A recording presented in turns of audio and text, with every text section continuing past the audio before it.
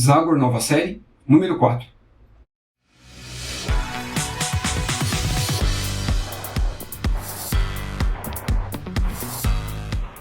Saudações agorianas, meu nome é Rafael, bem-vindo ao canal Multiverso 38 e hoje a gente vai falar um pouco da edição número 4 da Zagor Nova Série. A Zagor Nova Série número 4 ela é a mais parruda das 6 primeiras que saíram, mas essa daqui é a mais volumosa porque ela condensa 324 páginas de um arco totalmente fechado e compila aqui 4 edições da Zagor mensal lá da Itália. Aqui a gente vai encontrar mais um roteiro do Burattini, que é o principal roteirista, melhor dizendo, e o editor do Zagor, e de um desenhista não estreante na Bonelli, mas sim no título do Zagor, que é um desenhista sérvio, apelidado de Beni Kerak, e que empresta todo o seu estilo à narrativa gráfica que a gente tem aqui. Falar da Zagor Nova Série, ou de qualquer título regular da Zagor, seja da série atual, né, que equivale à nova série, que publica a fase atual do personagem lá na Itália com um certo atraso, né?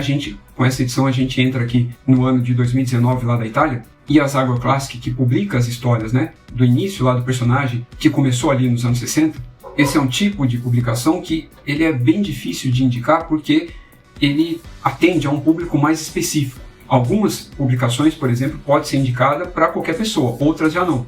Um exemplo, fazendo um panorama agora das 4 publicações, a número 1, ela pode servir como uma porta de entrada para a leitura de Zagor, mas ela vai contemplar apenas aquelas pessoas que leem quadrinhos de super-heróis, principalmente a Era de Prata da DC, por exemplo. Ele lembra muito esse tipo de publicação, não por ser datada, mas a forma como os personagens ali, os vilões, né, melhor dizendo, são trabalhados, porque ali você vai encontrar super-vilões, que estão em busca de vingança por terem sido, né, derrotados pelo Zagor no passado.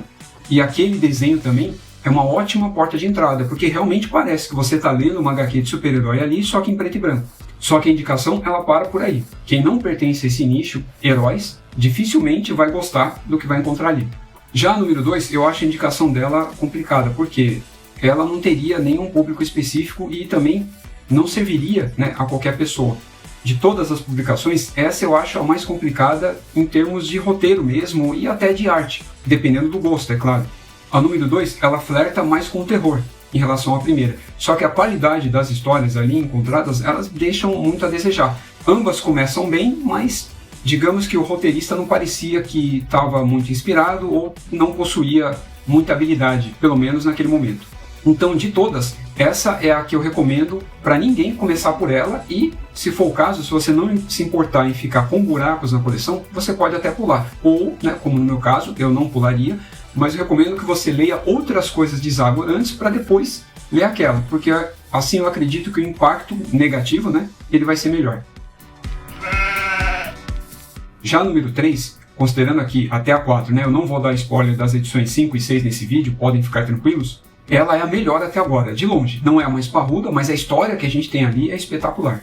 E o interessante é que os personagens que a gente encontra ali, eles também aparecem na Zagor Color, ou Color Zagor, como você preferir, número 1, que acabou de ser publicada pela Mythos no final de 2021.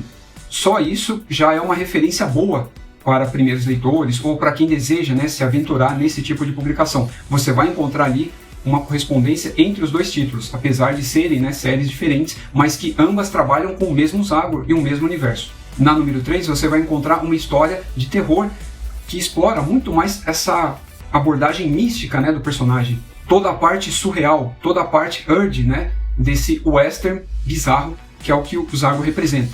Dá para dizer que essa publicação ela reúne ali mistério, aventura e terror, principalmente. Essa sim, eu recomendo para qualquer público e vai de olhos fechados. A número 3, ela é garantia de boa leitura. Seja você leitor de techs, super-herói, HQs europeias, mangás, não importa. Ela tem um estilo assim muito mais abrangente, tanto do ponto de vista do roteiro quanto da arte. Já a número 4, ela pode ser as duas coisas. Ela pode ser muito boa como indicação, mas também pode ser complicada a indicação.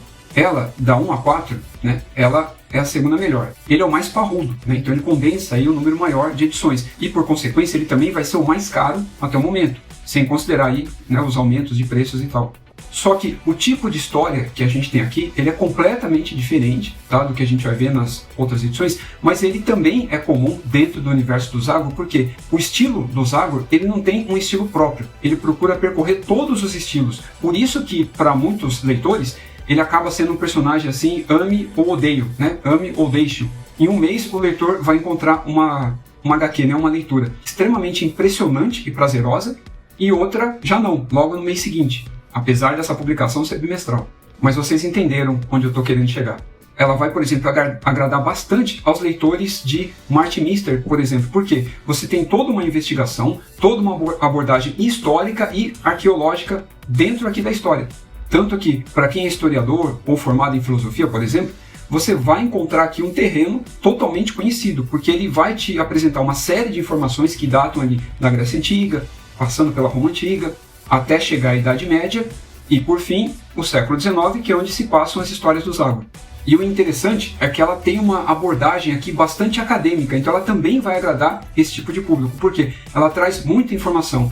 E os protagonistas aqui, além do Zagor e Chico, que também é um outro diferencial das histórias do Zagor, em boa parte delas, tanto o Zagor quanto o Chico, eles são coadjuvantes, né, e não protagonistas. Aqui também é esse caso. Os dois protagonistas, né, que alternam o protagonismo aí com o Zagor e Chico, eles são pesquisadores, né, são professores universitários que estão em busca de relíquias, né, da antiguidade, da Grécia Antiga, só que mais precisamente do Egito Antigo, região onde fica localizado a Alexandria.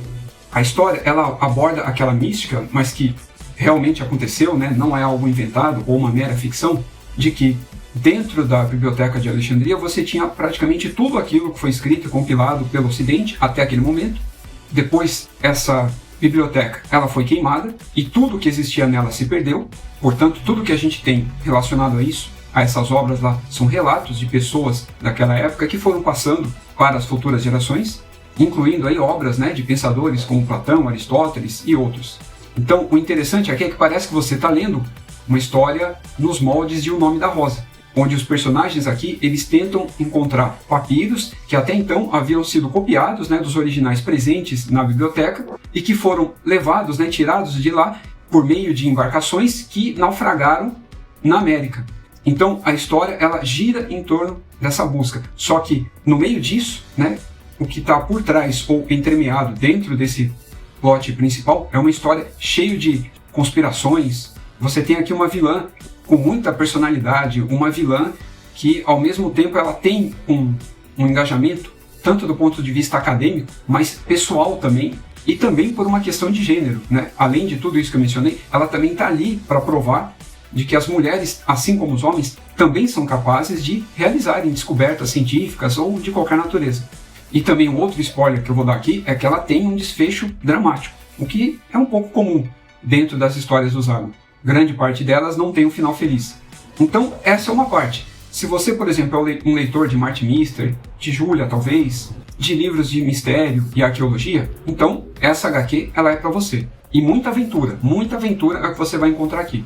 Agora, qual é o problema e o que pode desagradar a outros públicos? Assim como Martin Mister, ela acaba pecando um pouco pelo excesso de didatismo. O que significa isso? O roteirista, por meio dos personagens, fica narrando os eventos constantemente, explicando passo a passo, né, para o leitor e assim por diante, como se ele estivesse dando uma aula ou uma palestra, né, por meio dos acadêmicos presentes aqui nessa história. Então, em alguns momentos, passa meio até que ser pedante esse recurso narrativo, porque a gente fica uma boa parte nele, aí ele é interrompido por uma cena de ação.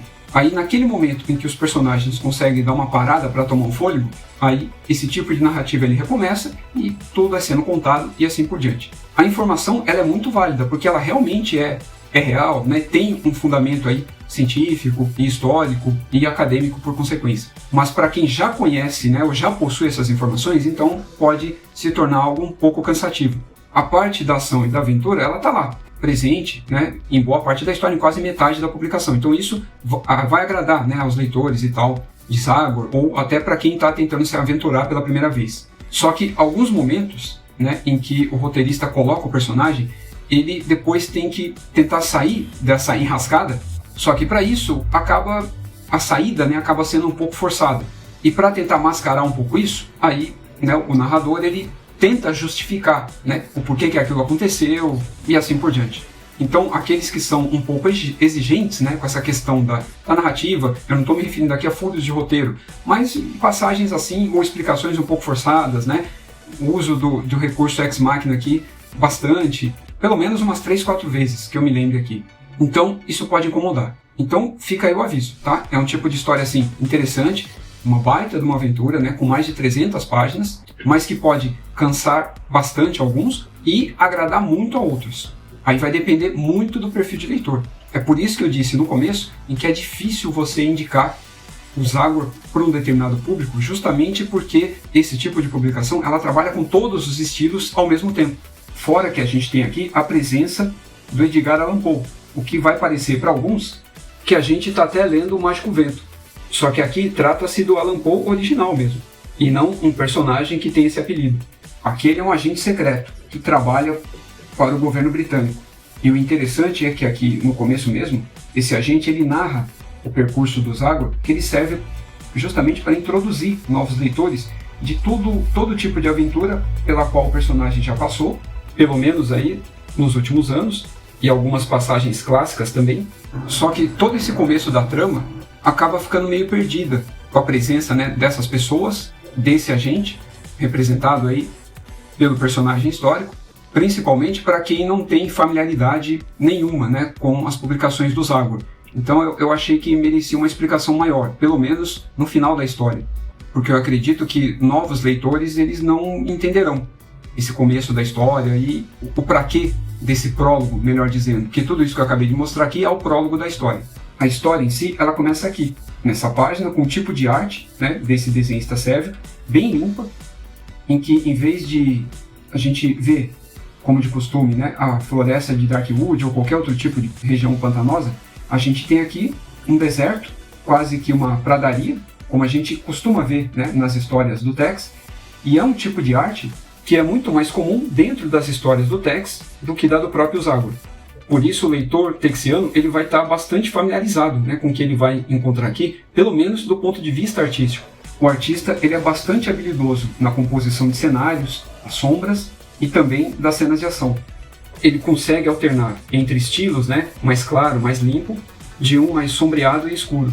Ao final a gente tem aqui referências, né, do artista, são extras tanto da trajetória dele, dentro e fora da Bonelli, quanto dos elementos da história em si, da semelhança com Martin Mister e outras informações também associadas ao roteiro. Então foi isso, fica aí a indicação ou não, pelo menos uma indicação reticente. Me diga aí se você se encaixa, né, ou se enquadra dentro, né, desses públicos que eu mencionei aqui. Não deixe também de ouvir o podcast Salão do Tex e também ouçam o Fortaleza Quântica e o Yellow Paper Talk. Então foi isso, um grande abraço e segue aí o grito de guerra do Zagor.